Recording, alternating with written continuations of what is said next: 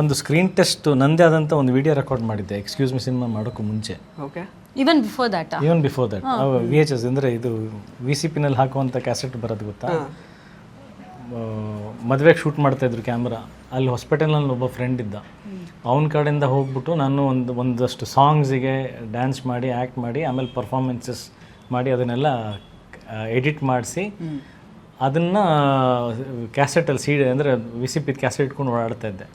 ಆಮೇಲೆ CD ಬಂತು, CD convert ಮಾಡಿಸಿ ಇಟ್ಕೊಂಡಿದ್ದೆ. ಅದರಲ್ಲಿ ಪರ್ಫಾರ್ಮ್ ಮಾಡಿರೋದೆಲ್ಲ ಈ ಥರದ್ದೇ. Bad guy roles. Okay. You've never done the lover boy thing. ಅಲ್ಲ, ಅದನ್ನು ಆ್ಯಕ್ಟ್ ಮಾಡಿದ್ದೀನಿ. ಬಟ್ ತುಂಬ ಪ್ರಾಮಿನೆಂಟಾಗಿ ಕಾಣಿಸೋವಂಥ ಪರ್ಫಾರ್ಮೆನ್ಸಸ್ ಏನೇನು ಅದರಲ್ಲಿ ಸ್ಕ್ರೀನ್ ಟೆಸ್ಟಲ್ಲಿ ಮಾಡಿದ್ನಲ್ಲ ಎಲ್ಲ ಈ ಥರದ್ದು ಕ್ಯಾರೆಕ್ಟರ್ಗಳೇ ಇತ್ತು. ಓಕೆ.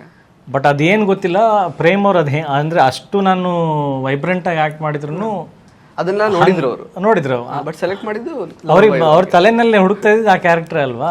ನಾನು ಏನೇ ತೋರಿಸಿದ್ರೆ ಏನೋ ಮಾಡಿದ್ರು ಅವ್ರಿಗೆ ಒಂದು ಮುಗ್ಧತೆ ಅಂತೂ ಕಾಣಿಸ್ತಾ ಇತ್ತು ಅದರಲ್ಲಿ. ಹುಡುಗನಲ್ಲಿ ಒಂದು ಫೈರ್ ಇತ್ತಲ್ಲ ಏನೋ ಮಾಡ್ಬೇಕನ್ನೋದು.